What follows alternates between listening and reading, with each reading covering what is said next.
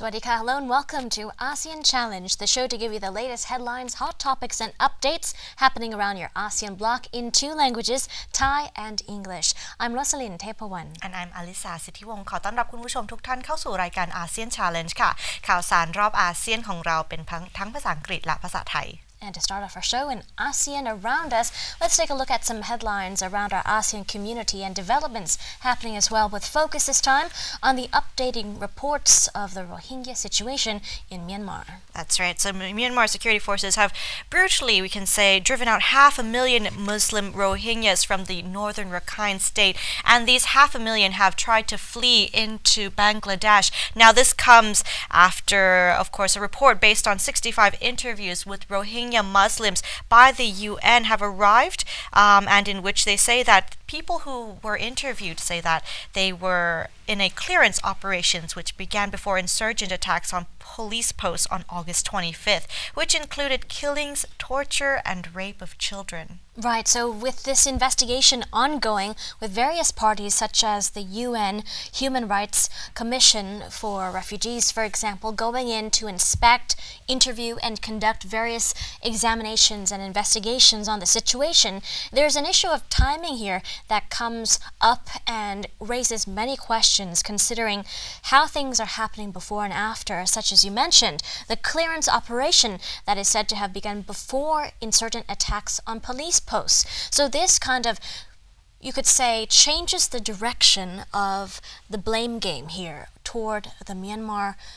authorities. And so that said, with the UN continuing to move on and press ahead with their accusation that this genocide campaign is happening in Myanmar, we still need to hear from a response from the authorities of Myanmar. That's right. For on the UN side, UN Human Rights Officer Thomas Haneke has said that, he led a team and that went to Cox's Bazar in Bangladesh from September 14th to the 24th, in which said that the destruction by security forces, often joined by mobs of armed Rakhine Buddhists, made the possibility of Rohingyas returning to their normal lives in northern Rakhine almost impossible. So of course these Rohingya migrants seem to be, we can say, stuck in between these two countries where Bangladesh cannot accept more already and they cannot return back to Rakhine state as well, because the Myanmar side will not accept them unless they have documents being able to prove their citizenship. Right, and as we speak, a lot of discussion is ongoing between Myanmar and Bangladesh authorities on how best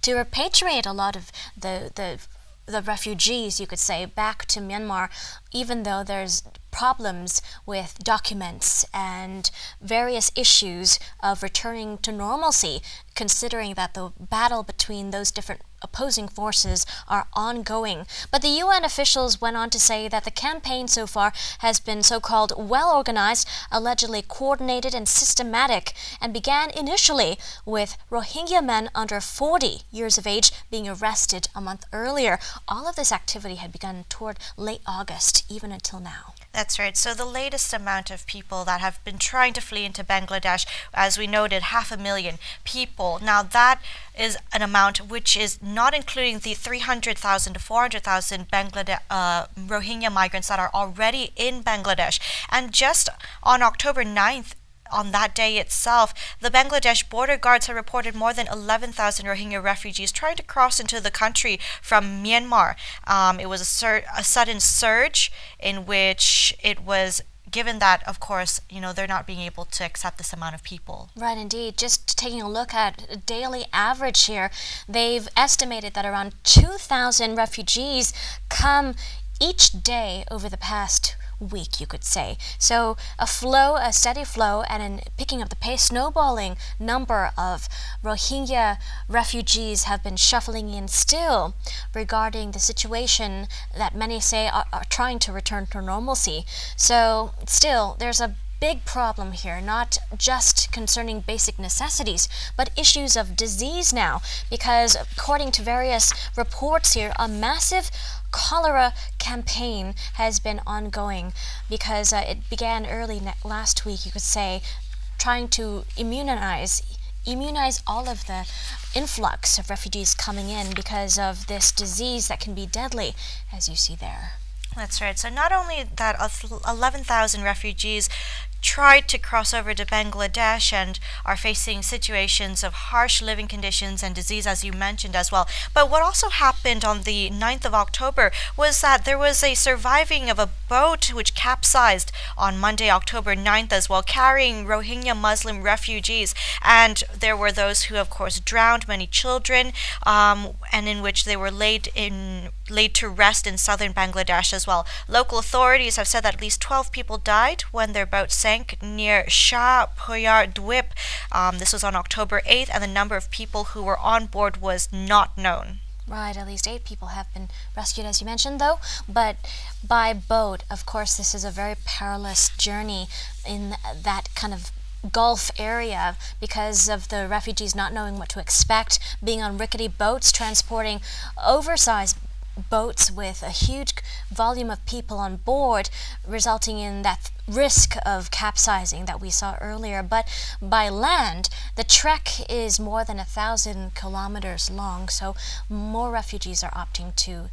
flee by boat, so resulting in these catastrophes as we see, and more possible catastrophes in the future. So we'll have to watch closely as to how many keep flowing in and how they can best be accommodated. That's right, but we have been seeing in terms of the Myanmar side trying to find some first steps to recovering or to mitigating the situation. They had prayers going on last week or a few weeks ago, trying to bring in together people from different religions, not only Buddhists and Muslims, but also Christians and so forth. And so in order to bring them together and have a nationwide praying. So there are some first steps in which people are trying to mitigate the situation. We're going to have to keep updated in terms of what's going to happen next as well. Right. Perhaps better late than never, as we have seen, trying to unify all religions in Myanmar, despite the lack of sympathy towards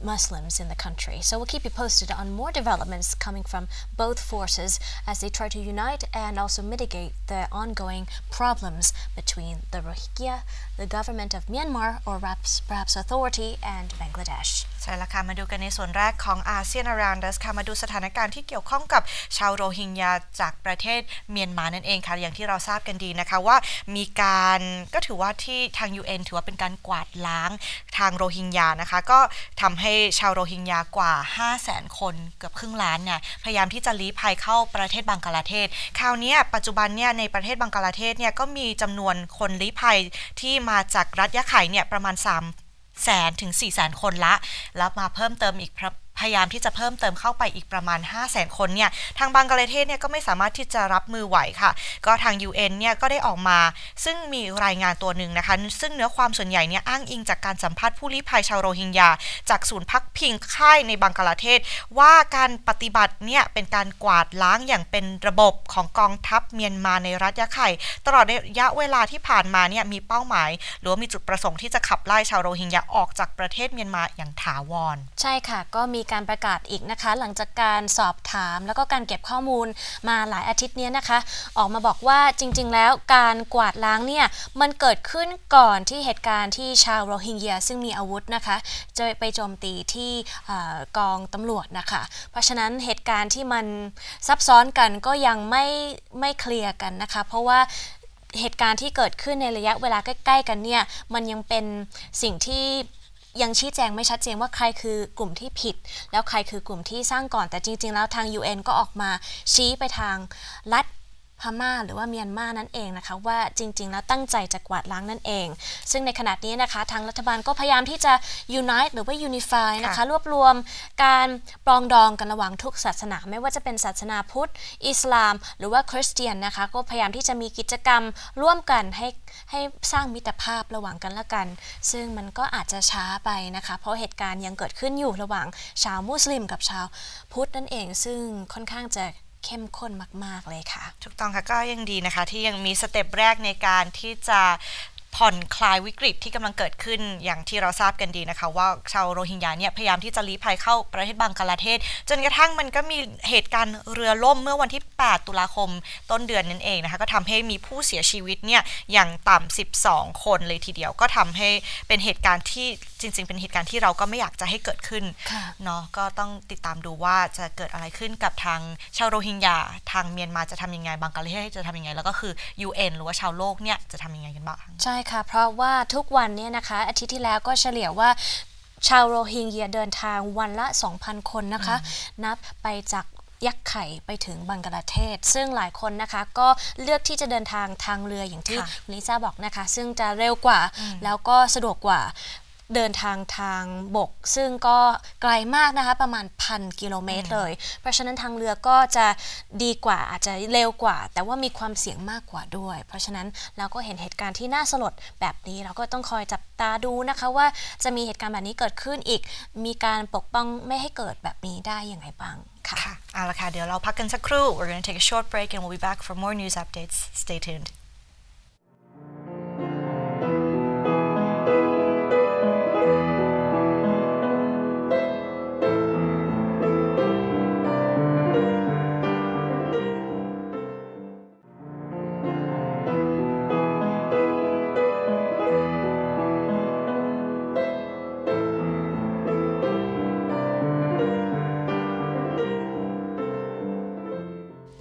Welcome back to the show. Into ASEAN Challenge. We move to ASEAN hot issues now to see what highlights have made the headlines over the past week and beyond. Starting first with updates coming from Vietnam as many tropical storms have been washing over ASEAN. Many countries are facing the brunt of it, whether it's the Philippines or Vietnam as well, gearing up for another typhoon set to come from southern China into the country soon. So the country is bracing after passing and observing the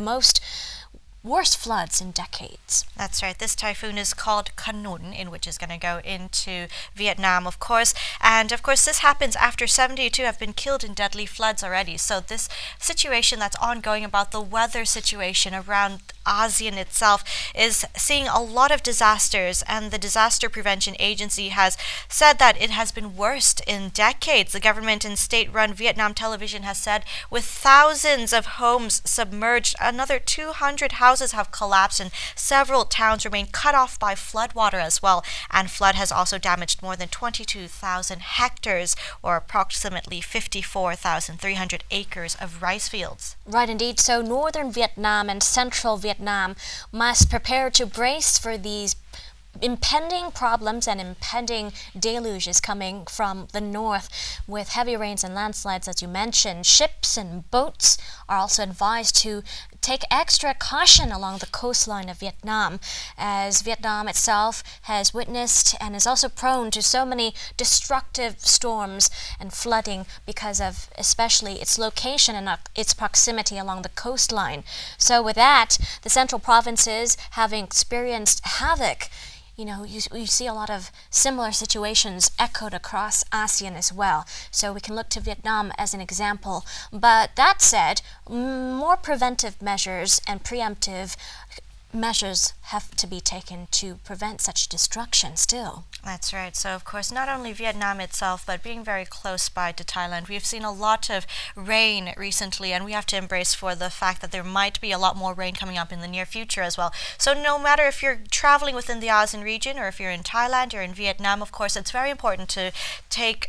precautionary measures, of course, make sure you put things up high in places that cannot be affected by the floods, stay in safe locations, of course, and as we can see here, the flooding is very bad in the Vietnam central and northern regions, which has affected several towns and several homes. Indeed, so not just boats alone along the coastline and ships, but commuters and in Vietnam, motorbikes and cyclists, beware and take caution because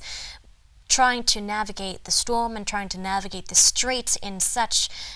mess and flood is nearly impossible. Those, especially driving electric cars, take extra care because cars will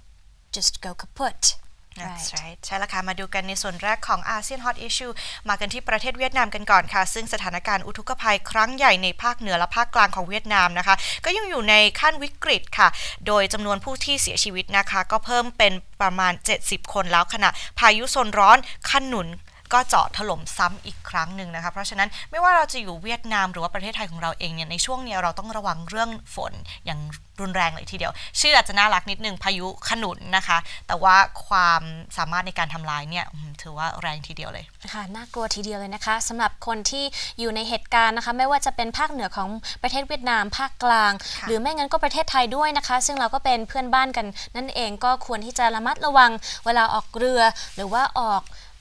ขับรถด้วยนะคะหรือไม่ว่าจะเป็นมอเตอร์ไซค์หรือว่าจักรยานเนี่ยควรที่จะระมัดระวังเพราะว่าเห็นความหนาแน่นแล้วก็ความสูงวอลลุ่มของน้ำก็ไม่น้อยเลยนะคะเพราะฉะนั้นก็ควรที่จะต้องระวังหลายๆอย่างนะคะก่อนที่ออกเดินทางใช่ค่ะอย่างเวียดนามเราก็สามารถดูเป็นตัวอย่างได้คืออย่างเมื่อสักครู่นี้ที่เราเห็นภาพเนี่ยน้ำเนี่ยระดับน้ำก็สูงมากมันสามารถทำลายอย่างที่เราบอกว่าเนี่ยมีคนที่เสียชีวิตมากกว่า70คนแล้วนอกเหนือจากนี้บ้านที่ถูกทำลายกว่า200หลังแล้วก็พื้นที่ในเมืองต่างๆที่ไม่สามารถมีไฟฟ้าใช้นะคะเพราะว่าน้ำท่วมนอกจากนี้นะคะก็มีการทำลายพื้นที่กว่า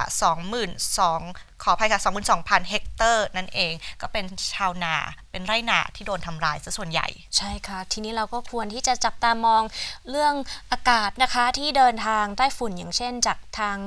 เมืองจีนนะคะภาคใต้เนี่ยก็จะลงมาถึงเวียดนามกับประเทศไทยเพราะฉะนั้นเราก็ควรที่จะจับตาดูสถานการณ์เรื่องอุตุอย่างดีนะคะเราจะได้หลีกเลี่ยงสิ่งที่ไม่ควรเกิดถูกต้องค่ะ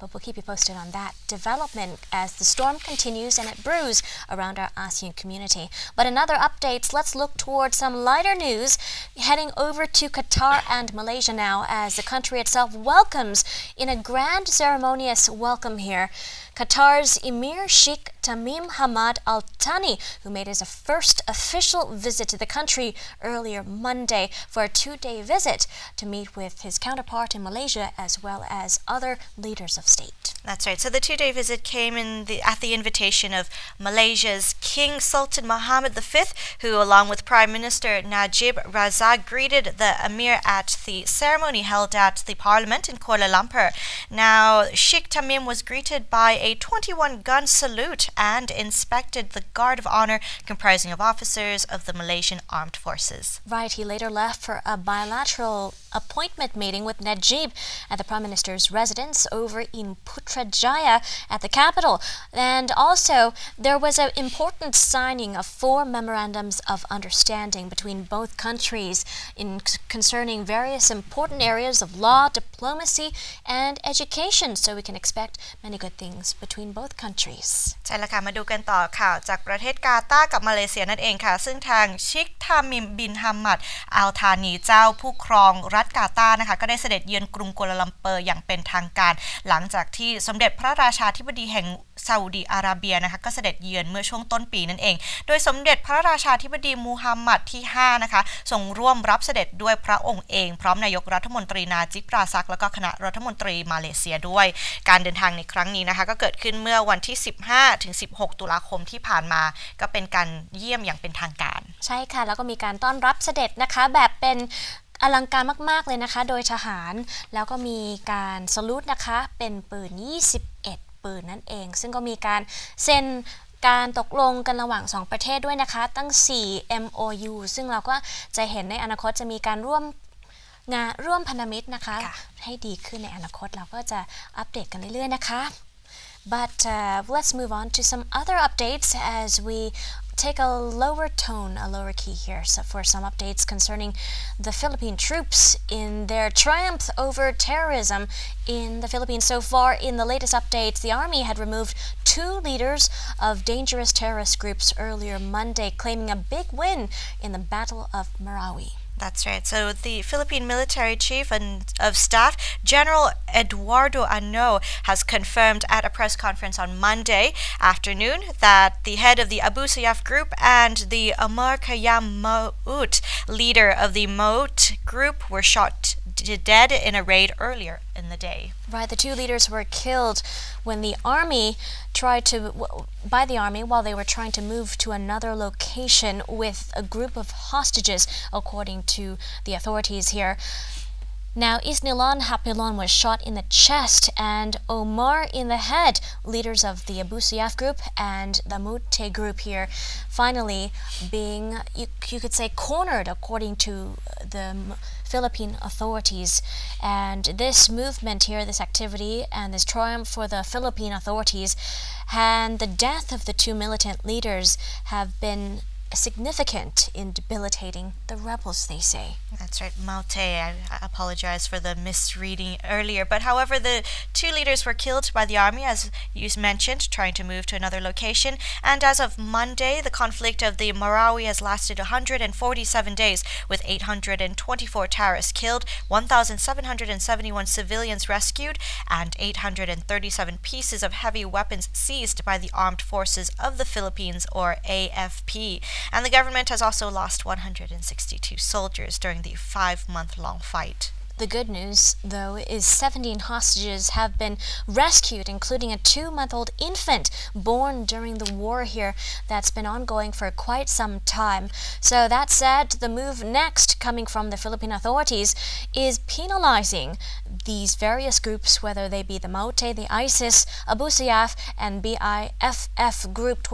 till the end of 2017, December rather. So they're not giving up just yet. This is a big win for the government, which they will continue to plow forward to end the terrorists, according to ANO. That's right. So Philippines Defense Secretary has said that the AFP would finish the Marawi battle ahead of the ASEAN summit in November, which will help their president to focus on the progress of the summit rather than on Marawi. Now he says that one problem will be out because if during the summit Marawi is still there, the mind of the president cannot concentrate on what is going on in the summit, but only thinking of Marawi. But now this is over, he can really focus on the summit, in which what will happen there at the summit instead, and that's the significance. Right, indeed. So that, in addition to that, still 30 terrorists are out and about fighting the military, including 8 foreigners, mostly from Indonesia and Malaysia, according to officials here. Terrorists are holding about 22 hostages. 39 family members of terrorists were detained by the government. So still, authorities of the Philippines still have some work to do. ใช่แล้วค่ะมาดูกันต่อที่ข่าวจากกองทัพฟิลิปปินส์กันค่ะเพราะว่าทางกองทัพฟิลิปปินส์เนี่ยก็ได้เด็ดหัวแกนนำของอบูซัยยาฟกับเมาเตนั่นเองทางกระทรวงกลาโหมของฟิลิปปินส์ค่ะก็ได้ยืนยันการเสียชีวิตของขออภัยค่ะอิสนีลอนฮาบิลอนนะคะผู้นำระดับสูงของกลุ่มอบูซัยยาฟและโอมาคายามเมาเตแกนนำของกลุ่มเมาเตถือว่าเป็นความสำเร็จครั้งสำคัญของกองทัพสมรภูมิมาราวีที่ยืดเยื้อตั้งแต่เดือนพฤษภาคมที่ผ่านมาค่ะค่ะก็นับว่าจากที่ได้ชนะสงครามที่เขาเรียกว่า Battle of Marawi คราวนี้นะคะทางรัฐบาลก็จะดำเนินการต่อไปเรื่อยๆนะคะเพราะว่าในขณะนี้ยังมีผู้ก่อการร้ายเขาบอกมากกว่า30 คนนะคะที่ยังต่อสู้กับกองทหารอยู่รวมทั้งคนต่างชาติ8 คนนะคะจากประเทศอินโดนีเซียกับมาเลเซียนั่นเองซึ่งในขณะนี้ทางผู้ก่อการร้ายเขาบอกว่ายังจับกลุ่มhostage นะคะก็22 คนในระหว่างนั้นก็39เครือเรือนนะคะของกลุ่มผู้ก่อการร้ายก็ยังอยู่ในการควบคุมของทหารอยู่ค่ะทางเจ้าหน้าที่ก็บอกว่าจะยุติสงครามหรือว่าความรุนแรงทางมาราวีให้จบสิ้นก่อนที่จะมีอาเซียนซัมมิตในเดือนพฤศจิกายนนะคะเพราะว่ารัฐบาลจะได้ไปโฟกัสกับประเด็นสำคัญที่จะเกิดขึ้นในซัมมิตครั้งหน้าใช่ค่ะก็เหลือเวลาเดือนนึงนะคะเราก็จะคอยจับตาดูว่าทางรัฐบาลฟิลิปปินส์นะคะจะมีการดำเนินการต่อยังไงบ้างค่ะ All right, moving back to news updates from Myanmar in terms of the Rohingya Muslims and Rakhine State, in which Myanmar State Councillor Aung San Suu Kyi, in a televised address on October 12th, has said that the committee has been set up between the government and international agencies in order for them to be able to work together to rehabilitate and restore the Rakhine State. So as mentioned earlier, that there are first steps in which Myanmar is trying to mitigate the situation going on in terms of Rohingya Muslims, Rakhine State. So now, of course, there's a committee being set up between the, of course, as mentioned, government and international agencies to work together on this. Right, indeed. Still, details of how to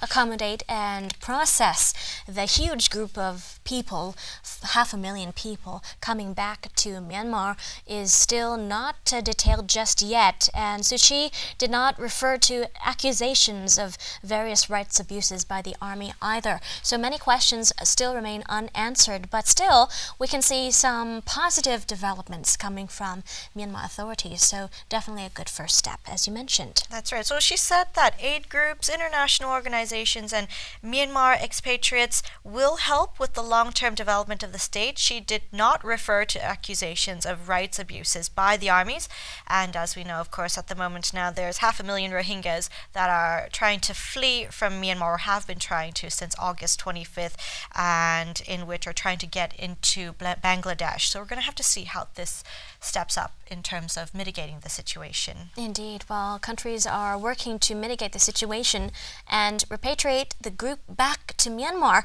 we're still seeing a steady influx of escapees trying to reach Bangladesh, an average of 2,000 per day according to aid agencies, which they say is actually a lower number, a lower rate than the initial recorded rates earlier. So still a huge volume of people, of migrants and escapees, refugees are trying to leave the country. So we'll have to keep our eyes peeled to see what the government does in order to welcome them back. And what we're seeing is a way to unify the group. That's right. มาดูกันต่อที่ข่าวจากเมียนมากันบ้างนะคะกลับมาสู่เรื่องเกี่ยวกับชาวโรฮิงญาและก็รัฐยะไข่นะคะซึ่งทางน้องอังซันซูจีค่ะผู้นำเมียนมาก็ได้เรียกร้องความสามัคคีระหว่างทุกกลุ่มชาติพันธุ์ในเมียนมาและเตรียมที่จะจัดคณะการทำงานพิเศษนะคะเพื่อเร่งมอบความช่วยเหลือด้านมนุษยธรรมสู่รัฐยะไข่ให้กลับมาเป็นเหมือนเดิมนะคะค่ะเราก็จะดูนะคะว่าทางรัฐบาลเมียนมาจะมีการตอบคำถามจากหลายกลุ่มว่ายังไงบ้างนะคะ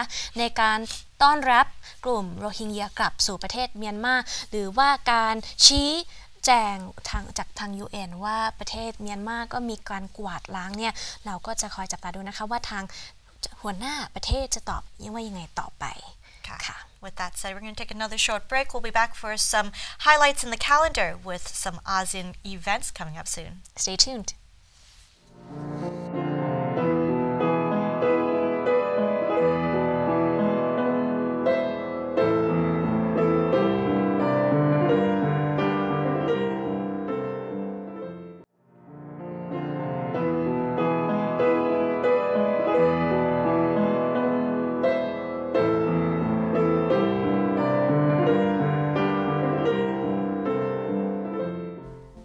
Welcome back to the program and on to ASEAN calendar, in which several events are going to happen during the next few days and weeks, of course, to mark your calendars. Let's check it out. The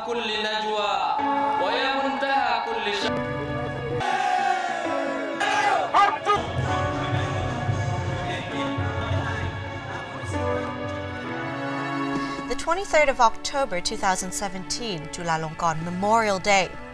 Chulalongkorn Memorial Day is an important holiday for many Thai people. Chulalongkorn Memorial Day, or Wan Piya Maharaj, gives Thai citizens an opportunity to pay respect to King Chulalongkorn. To many people, King Chulalongkorn was an important Thai leader who revitalized Thailand for the 20th century. He was loved by most of his subjects due to his progressive policies and diplomatic measures. Chulalongkorn Memorial Day celebrates his life and accomplishments. This holiday is celebrated in Thailand on October 23rd each year. Life of Chulalongkorn. Chulalongkorn was born into the house of Chakri as the son of King Rama IV. As a child, Chulalongkorn held a position in the royal court of Siam. Along with his political experience, Thailand's most beloved leader learned much through formal schooling. As a student, he studied biology, swordsmanship, engineering, English, and anthropology. According to his teachers, Chulalongkorn was a man of many talents. When he became the leader of Thailand, he toured colonized areas like Singapore. After studying European politics and military science, he westernized the Thai government and military. Many scholars believe that Chulalongkorn's actions allowed Thailand to maintain such sovereignty during the peak of global colonization efforts by European powers. Important acts. Economic reform. During King Chulalongkorn's 42-year rule of Thailand, he implemented many policies that bolstered the Thai economy. These measures helped Thai people from across all social classes. By using a Western economic model, Chulalongkorn was able to increase the per capita income of many Thai citizens. These pure economic efforts were aided by policies that removed institutions that extracted resources and income from the people of Thailand. Abolition of slavery and the Corvée system. For moral and economic reasons, King Chulalongkorn introduced many laws that made the extractive institutions of slavery and the Corvée system illegal in Thailand. In Thailand, the Corvée system was a forced labor model that forced certain groups in Thailand to work for the Thai government with limited compensation. Chulalongkorn viewed this system to be as immoral as slavery. To ensure that Thai citizens would be able to enjoy the freedom of choice and the fruits of their labor, he eradicated all forms of forced labor in Thailand. Implementation of Western values. Since Chulalongkorn was well versed in his teachings of Western philosophers like Hobbes and Locke, he sought to expand positive European values to his people. During his reign, people enjoyed many rights including freedom of speech and the right to assembly. All of these accomplishments caused the Thai people to love and respect King Chulalongkorn. Celebrations. Speeches. Many Thai politicians and public figures give speeches to show their respect for King Chulalongkorn. These speeches are usually oriented around themes like Thai unity and patriotism. Lectures. At major universities in Thailand, students can attend special lectures about Thai history and King Chulalongkorn. These lectures are excellent opportunities for people to learn about specialized topics like the long-term effects of Chulalongkorn's economic policies. Visit memorials. Many people pay tribute to King Chulalongkorn by laying wreaths at public memorials. One of the most famous locations for this activity is at the equestrian statue in the Royal Plaza. This is also the site of an important Chulalongkorn Memorial Day ceremony. Chulalongkorn Memorial Day is an opportunity for Thai citizens to learn about their nation's history while paying respect to one of the most important Thai kings. While Chulalongkorn Memorial Day is a major holiday in Thailand, most businesses do not close on October 23rd each year. Instead, some shops offer special deals to celebrate the event. Most government offices and schools close during Chulalongkorn Memorial Day.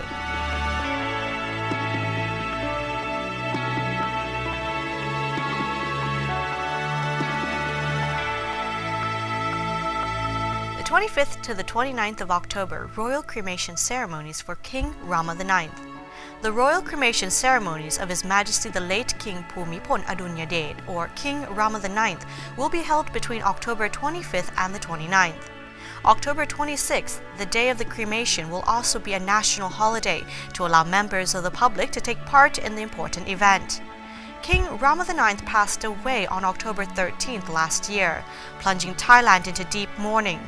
A large number of Thais continue to wear black and white today to grieve over his passing. Throughout his 7-decade reign, King Rama IX worked tirelessly to improve the well-being of his people. In return, he won much love and reverence from his subjects. Assistant Government Spokesperson Colonel Atisit Chayanuwat announced Tuesday that His Majesty King Maha Wachilalongkorn, or King Rama X, has approved the schedule. Last Friday, King Rama X also approved the office of the Prime Minister's decision to declare his birthday, July 28th, and the day of his father's passing, October 13th, as important days in Thailand. King Rama X ordered that royal ceremonies be held in remembrance of his father on October 13th every year, the same way royal ceremonies are held in commemoration of his great-grandfather King Rama V.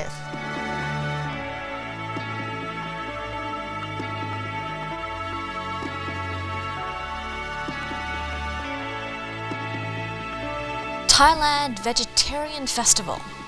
This annual auspicious event is a most colorful and dramatic celebration that takes place during the first 9 days of the 9th lunar month of the Chinese calendar. The 9-day event is usually in late September or early October. The origin of the festival is unclear, but it's been passed from generation to generation that it originated from the southeastern part of China near Fujian province. The festival was celebrated to make merit and save animals from being killed for food.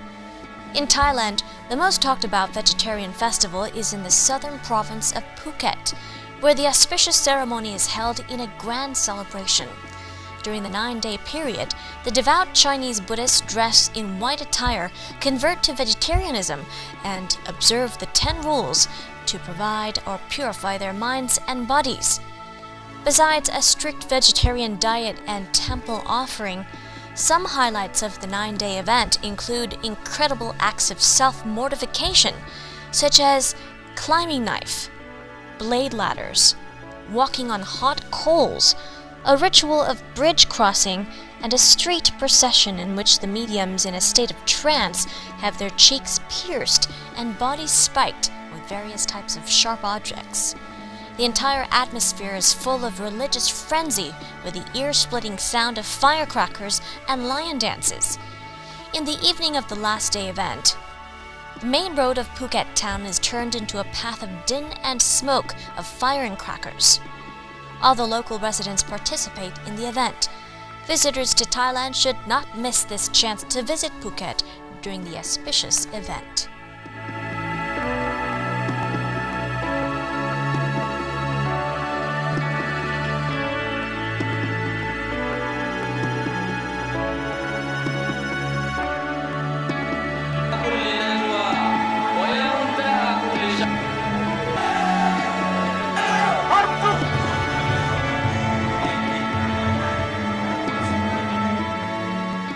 And those are the events going on around your ASEAN bloc during this period. With that said, we're going to take a short break. We'll be back soon. Stay tuned.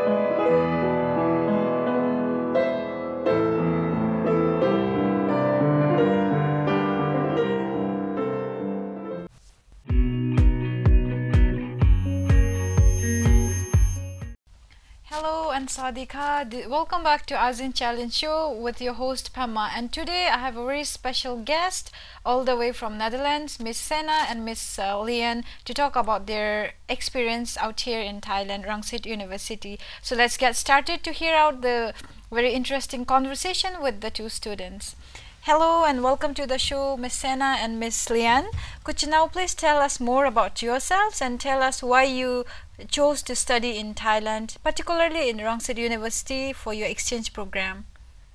Yes, hello, I'm Sena. I come from the Netherlands. We study business administration in the Netherlands, and we would like to do a semester abroad for 4 months in Thailand. We choose for Thailand because it's a very beautiful country and a different culture from the Netherlands. So that was the main reason why I choose for Thailand. I had the same reason. We choose it together, so we tell each other why we want to visit it and we choose together. We choose for Rangsit because at home we do business administration and it fits really well with the study in Rangsit University, so that's why we choose this. Wow, university. so welcome to Thailand and Thank welcome to you. Rangsit University. So what, talking about the subject courses you are taking, what are the main learning objectives from university and from the country so different to your own? We do management courses, like we follow international business, and the main courses are marketing, management, and international trade, I guess. And the main difference is the language, because at home we do it in Dutch, in our own language, and here is everything in English. So first is kind of new, and I guess this is also on exams the big difference for us. Okay, that's nice to hear. And how many classes are you taking, and what are the core subjects that you are learning here? We have 6 classes, and it's international marketing, operational management, resource methodology, microeconomics, social media, marketing and social media. Interesting courses. Yes. So have you guys met any new Thai friends? Like, have you got many friends now? Yes, we met a lot of friends in classes, because you have to work in groups. So you meet people from all around the world. That's really nice, because that's the reason why we came here. So wow, good to hear. So how do you find Thai people in general? Like, how are they? Really nice, really friendly. Yes, they want to help us everywhere, and also if they don't speak English very well, they want to help us. And they always try to help. Yes. Wow, that's nice to hear. And speaking of the language, have you guys picked up any Thai language? We don't have Thai class, but we practice a few words. Like Sawadeka, of course. Wow. And Kapunka. Ooh, so you guys have picked languages as well. So now coming about the Thai culture, how do you find Thai culture? In the beginning, we were a little bit shocked, not because of the culture, but it's so different from the Netherlands. Everything is new people, new environment, new school, everything was new. So yeah, at the beginning it was a little bit different. And now it's really nice. Yes, we really enjoy we like the Thai culture and we like it here. And wow, friendly nice people. That's nice to hear. And how about the food? You guys have any Thai, like tried Thai dishes and already have a favorite dish? Yes. Every day we eat on the streets by the locals, so we try a lot of different Thai dishes. Wow. I think my favorite is the pad Thai. Yes, I guess this. And I also like the green curry. Wow. But we need to be, it doesn't need to be too spicy. Oh, okay, so you guys like don't take spicy food. We also learned not too spicy. Okay. Because a little bit spicy here means something else in our country. So yes. I get it. So yeah, and how so far? How long have you been here in Thailand so far? For 2 months. 2 months. Almost 2 months. Almost 2 months. Okay. So far, how do you describe your stay here? Yeah, we really enjoy it. We try to see as much as we can from the country. We travel a lot besides school, and from now we visit the islands in the south,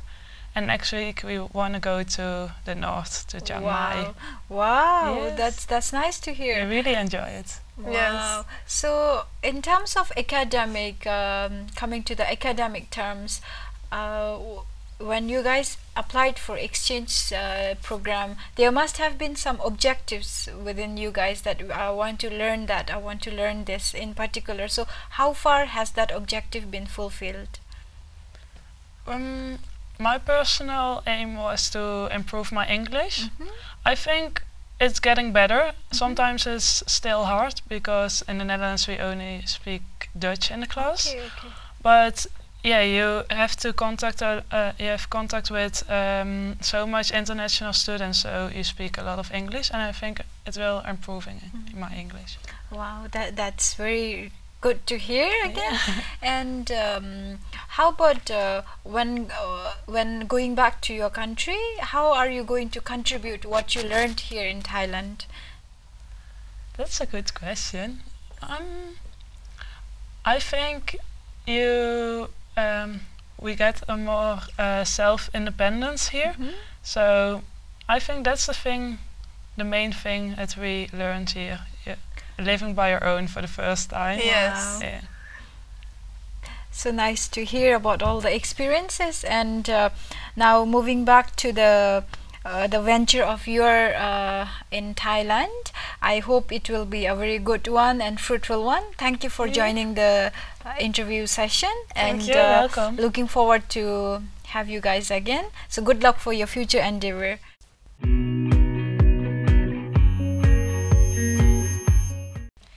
And that was the ASEAN interview for you this week and wraps up our program as well. We'll see you next time. สวัสดีค่ะ